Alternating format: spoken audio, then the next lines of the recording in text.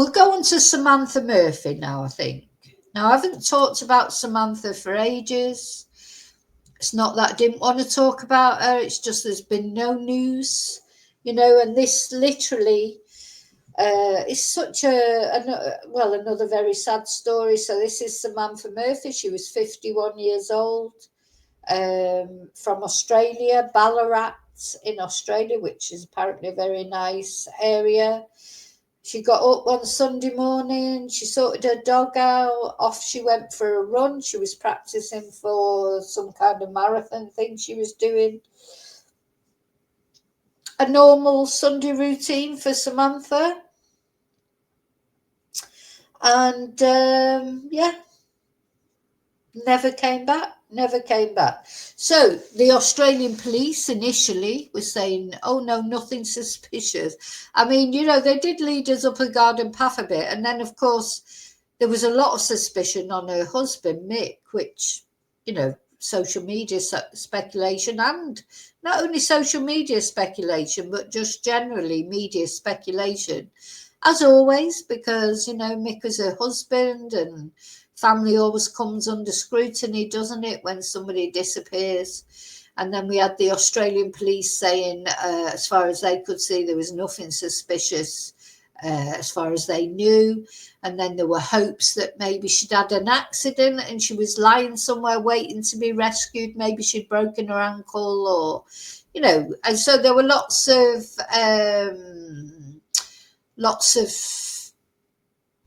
hopes in the beginning, weren't there, that Samantha would be found alive and well, maybe injured, but alive and well. But of course, as time goes on, this is what always happens, isn't it, in these missing persons cases? You get to a point after 3-4 days have gone past and you know that they can't be still alive because water, they need water for a start.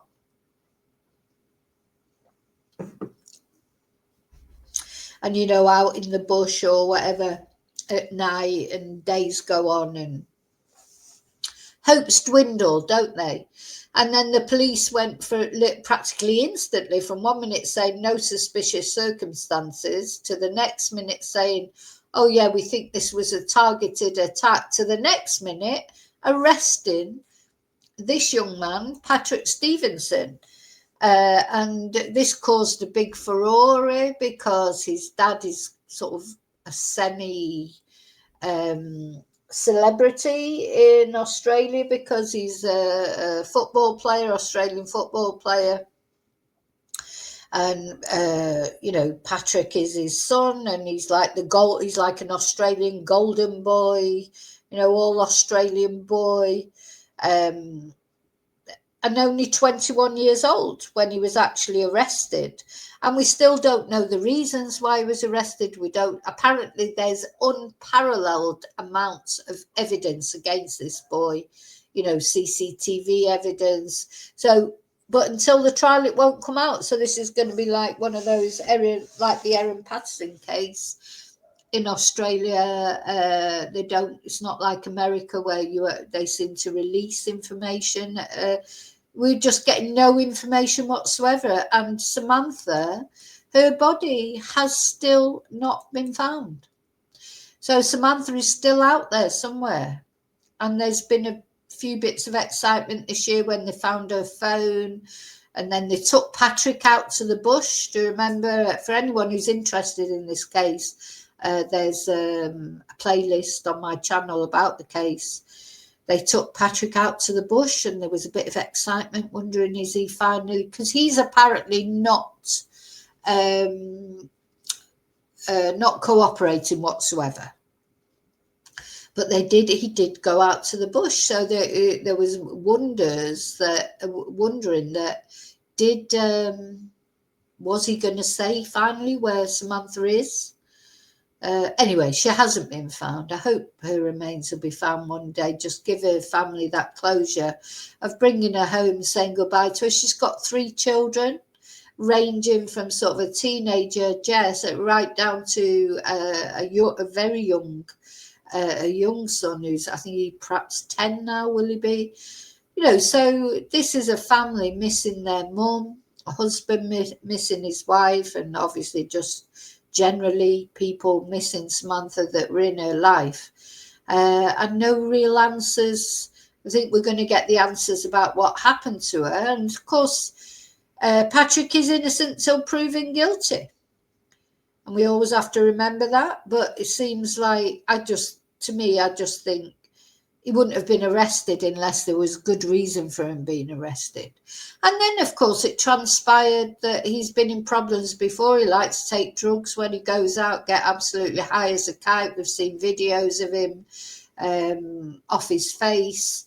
You know, he'd got involved in a bad accident that he'd virtually got away with because he was an all-Australian boy and of who his dad was, you know, I feel like he had special treatment. I do feel like he did get, and I feel like boys like this, they do get special treatment because he doesn't look like what you'd expect, the person you'd expect to be a killer, you know. But serial killers, because to me he's a fledgling serial killer, perhaps, if he's found guilty. You know, good job he got caught, because would he have gone on and done more crimes, similar crimes? Anyway, we don't know he's guilty yet, so I have to remember that. Allegedly. Anyway, I just wanted to, so I was just looking for some sort of update. Quite often people email me and say, is there any update on Samantha Murphy? And I say, I'm sorry, there's just nothing. You know, I'm not going to come on here and just make stories up just for the sake of talking about someone. So, but I did find this article, because I do check virtually every day just to see if there's any new information.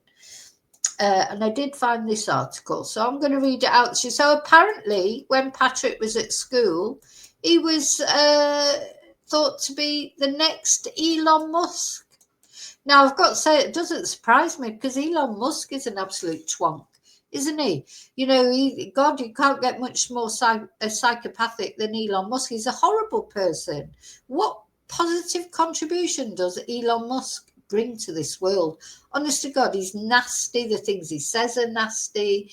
And he can, I don't care if he's autistic or not. That's not an excuse for being a nasty twonk. He sends all this crap up into space that gets, pollutes our atmosphere, pollutes the seas and everything. Why doesn't he criticizes homeless people and immigrants? He's down on anyone who hasn't got any money. He's all in it. He's got all that money. And what positive contribution does he ever show? That's how I feel about Elon Musk. Anyway, so apparently he was compared to Elon. So this is not a good thing in my eyes. If you compared to Elon Musk, that's not a positive thing. It's a negative thing, in my opinion. So apparently some schoolmate of Patrick has revealed why he was described as the next Elon Musk. Wow, God. Can't say that's a glowing recommendation, not in my opinion anyway. I'll just watch this video, actually. This was when he was charged. Kieran, you just walked out of the court. On breaking news, Samantha Murphy's alleged killer has been identified. Holly Stearns has been following the developments in Ballarat. Holly, we can now disclose who the alleged killer is. Kieran, you'll have to bear with me. We've literally just walked out of the court. Yeah, because literally when he was first arrested, he couldn't be named in Australia. Anyway, in the end, people were naming him all over the rest of the world anyway. So the judge decided he could be named, but he was anonymous for a day or something. Courtroom here, but we can reveal in breaking news that the accused killer of Samantha Murphy, 51-year-old Samantha Murphy, is 22-year-old Patrick Stevenson. We are able to share that information with our viewers now because the accused defence has just withdrawn the interim suppression order, meaning that the magistrate has already striked out that interim suppression order. We can reveal that Patrick Stevenson is from Scottsburn. That's about 10 kilometres from where Samantha Murphy's phone last pinged. What we can tell you is that he was living in the area. We understand through Sky News that he was living between two houses at the time. It's believed, we understand, that he was living at his own house, but also with his parents as well. We understand that he has two siblings, two sisters. Now, the neighbours of those of Patrick Stevenson and the Stevenson family have described them as a normal family, normal and nice family that went about their everyday routine as well. Now, allegedly, because of course we don't know, he's not been found guilty yet, but they're always normal families. This is what people have got to. You look at someone like Patrick, you couldn't imagine that he could, just looks like a typical young lad. He's a good-looking lad. He had a girlfriend. He's out with his mates. Just maybe getting a little bit too sort of drunk and drugged up. But that's what young people do, isn't it? You couldn't imagine. I think this is going to come to a point where people cannot imagine that someone like this would do what he's alleged to have done. Same with Erin Patterson, some sort of cozy little housewife type person. She couldn't possibly have murdered three people. But because they do. This is what murderers look like. This is what evil looks like. It's not, someone who looks like a nutter, but nutters, or not nutters, evil people do not look like evil people. They don't have it tattooed on their forehead. And so if this guy is found guilty, I can't wait to put him in the bloody hellhole, to be honest. Personally, I think the fact that the police supposedly have got all this material against him, and like you said, David, they've not picked his name out of a hat. They've not arrested this guy on suspicion of murder, charged him with murder for no reason. They'll have a reason, and there is a reason why most people who go to court get found guilty is because they don't even get them to court unless they've got the evidence.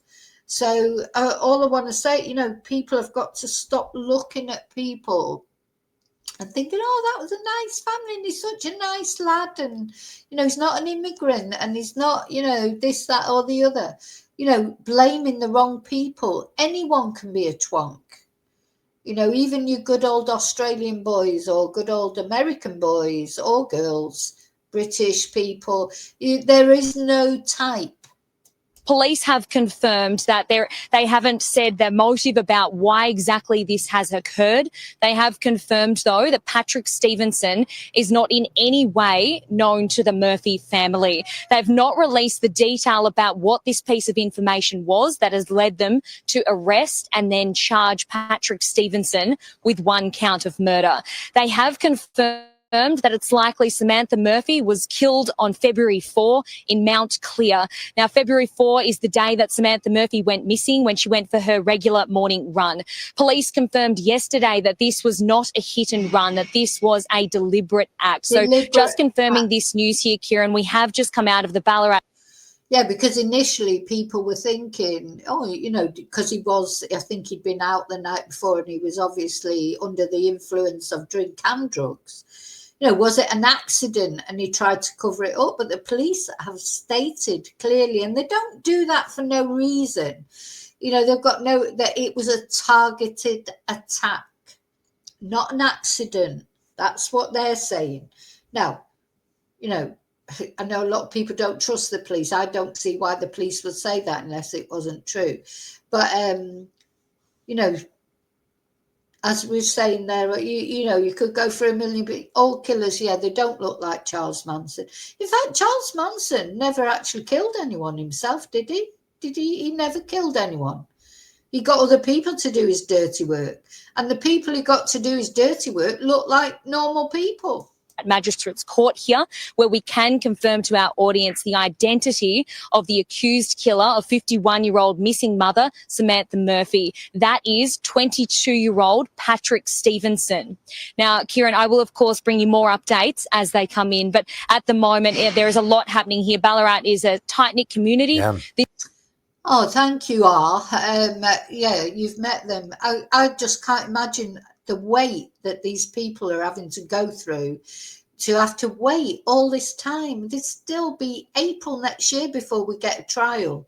And I wonder if Patrick eventually, is he going to say where Samantha is? Is he going to admit where she is? Because there were a lot of thoughts that he might, because as time comes nearer to the trial, and, this is what often happens, isn't it? Will it even come to a trial in the end? Will he change his plea to guilty and do some sort of plea deal? Because he's a young lad. If he got a 20-year sentence, he'd only be in his 40s, early 40s, when he came out, wouldn't he? So as time goes on, if he thinks he's not going to get off with it, he may, we may sit, but I think as well, he won't have wanted so far to say where Samantha is, even if he's going to plead guilty, because of DNA and things like that. The longer it goes that Samantha's remains are not recovered, the less forensic evidence there's going to be. Like if it was an SEX attack, that will be gone. That sort of DNA and things will be gone. Depends sort of how finally he killed her, if he did kill her. What will the forensic reports come up with? But this has happened before, hasn't it, in Australia? Not only in Australia, in other places. Sometimes killers, they hold off till the last minute before they say where the body is, because that way there's the less forensic evidence. The more time that goes, the less forensic evidence there is. The story has obviously gripped the nation. It's made global headlines as well, Kieran. But, of course, we will bring you more details as they come to hand. Just describing the accused as he sat in court today, Kieran, he was in a grey jumper. He looked tired. He showed no emotion. This is in comparison to yesterday. He came and he was wearing his tradie uniform. That's because potentially he was arrested on Wednesday morning by police about 6 a.m. and it's likely that he was getting ready to go to work that. Yeah, this guy is a tradie.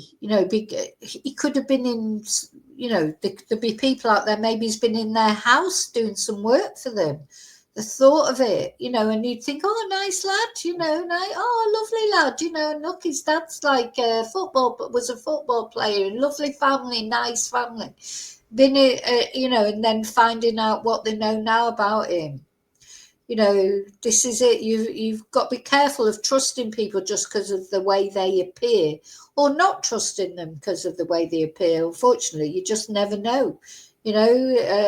Someone said in the chat, I think it was you, Miss Lee, that they're just people, and some people, regardless of what they look like, they can hide terrible secrets.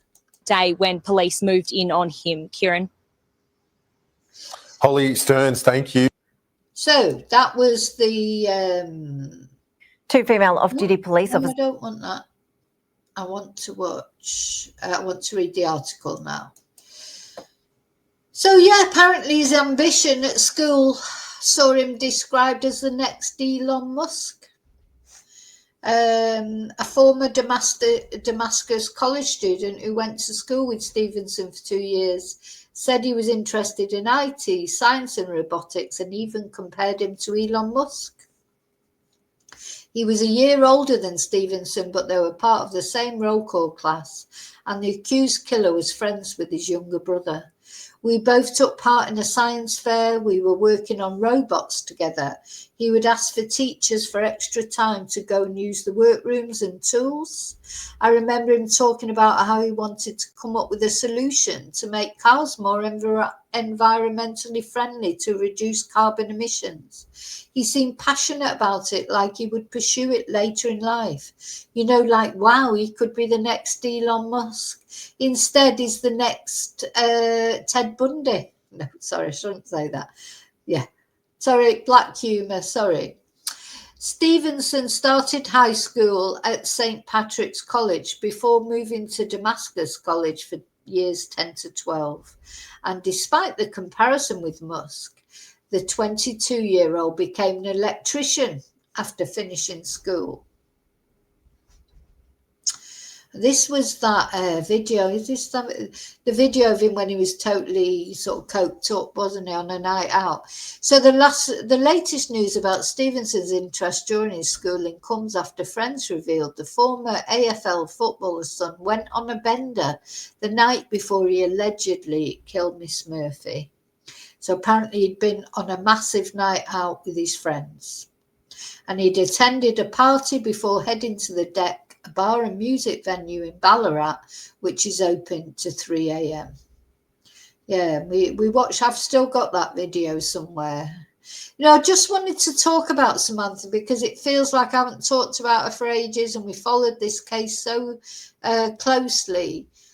And I just don't want her name to be forgotten, you know, because it'll be after Christmas now, before it'll be April before the court case, you know, and I just don't know how Mickey's coping and the family's coping. It's hard for us as, you know, true crime sort of people who are interested in true crime, and we get engaged in the cases that we cover, and we do. Well, I certainly do, and I know most of my chatters do. They really care about the victims that we talk about. It's hard to know that, you know, to wait for all this information. So how is it for the actual family? You know, it just must be awful, and my heart goes out to them. So a video from the night appears to show lines of white powder arranged on a mobile phone, with Stevenson's friends suggesting that cocaine had been consumed at the party. Well, this is what young people do, but you know, a lot of young people who do those things, like they take drugs or drink or whatever, they don't go on and then murder someone who's just on a jog. So, okay. So the police have alleged that he murdered Miss Murphy in Mount Clear while she was on a morning run through the Woo-Woo-Kurrung Regional Park, around 5 kilometres from her Ballarat East home. Now, I think the reason that Samantha's case captured the world is because she was just doing a normal thing. She was out having a run, and it highlighted it in Ballarat. Ballarat is this that lady, well, say lady, it might be a man. There's someone who was in the chat before.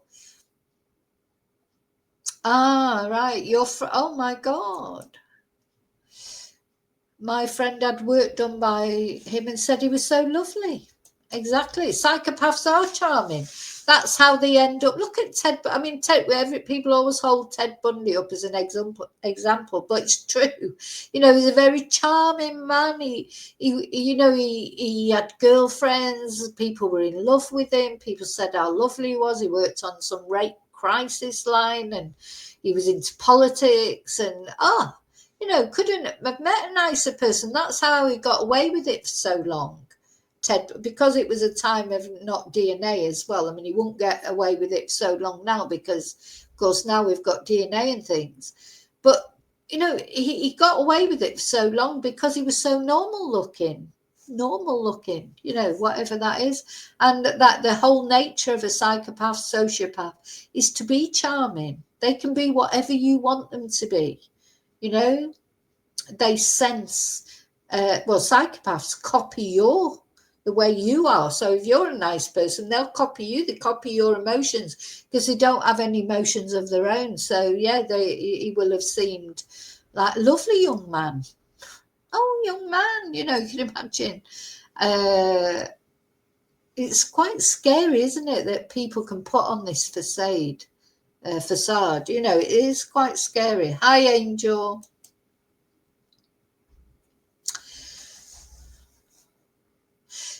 So anyway, we'll see. Yeah, maybe you're right. I think he was on a bender the night before, though. His friends have said that, but I know that actual video, I think, was from another night. The video was from another night, but I do think he had been out the night before. But I don't, you know, it's all nothing's big. Again, you know, we don't get official confirmation probably till the trial, and there's still 5 months to wait for the trial. At least, unless something happens in between. So, very strange.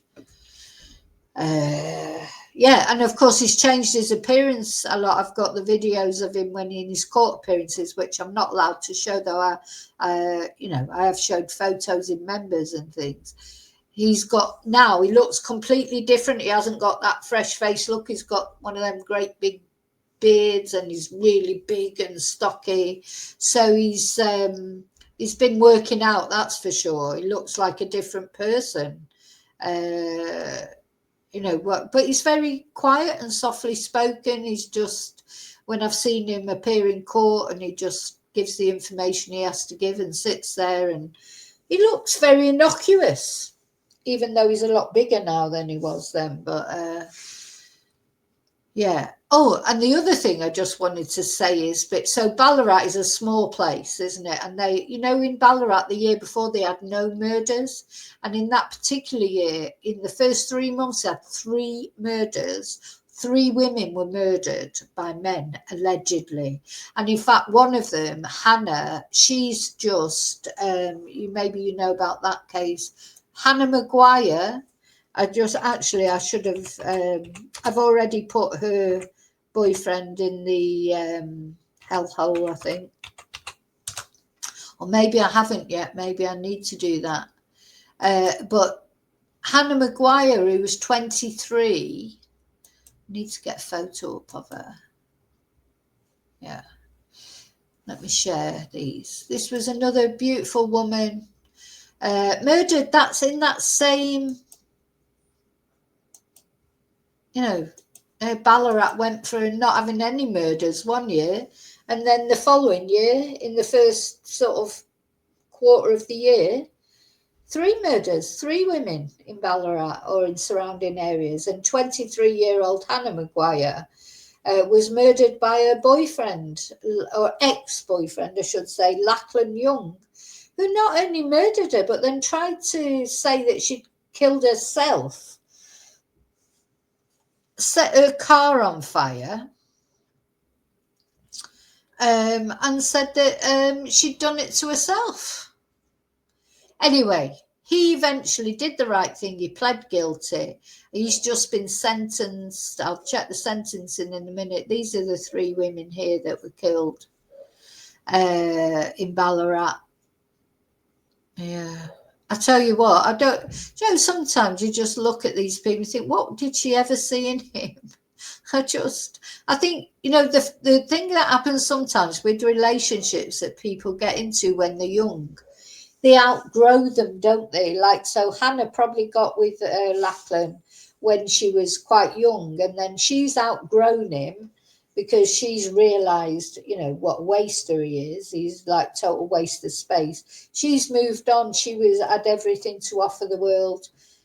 As usual, it always seems to be these women that have everything to offer, and their lives are stolen by wasters who have nothing to offer to the world, and then they just have to be bloody paid for in prison. But she, she was a beautiful person inside and out. How often do I say this on these things? Look at him, what a knob. Sorry, what a twonk. If you remember, please put your what a twonk things up, because this Lachlan, he is a complete twonk. Let's see if I can find I think he got 20 odd years. I think. Yeah, 28 years, which is not that much really, is it? I don't think, for a young lad like him, because he's only 23, so he'll only be in his early 50s. I say, I know to young people that seems old, but if you're old like me, that 50s is still going to get life, isn't he? If he's got a chance of getting out when he's in his early 50s. So look at what he did. He strangled her in her home, and then placed her body in her car and set it alight. And then he tried to say that she'd unalived herself. So foul mad. So although 28 years, it's a good sentence. I think Australian sentences, they're not brilliant, are they? I mean, Erin Patterson got a good sentence, but she did kill 3 people. So 28 years for a 23-year-old, he's still got a chance. I mean, he may not get released after 28 years, of course, but he's got a chance of getting alive. Hannah doesn't get a chance, another chance. She's been stolen not only from her own life, stolen from her, stolen from her family, and stolen from society. Society needs people like Hannah, does not need people like Lachlan. You know, what a twonk.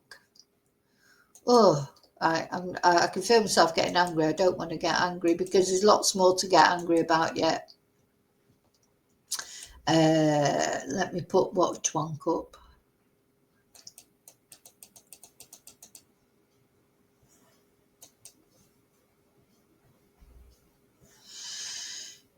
Thank you for putting the water twonk store. So yeah, a few twonks in Ballarat that particular year. I don't think there's been any murders there since. So just it was like this clutch of murders. It's weird, really, isn't it? 3 murders literally in the first quarter of the year, you know.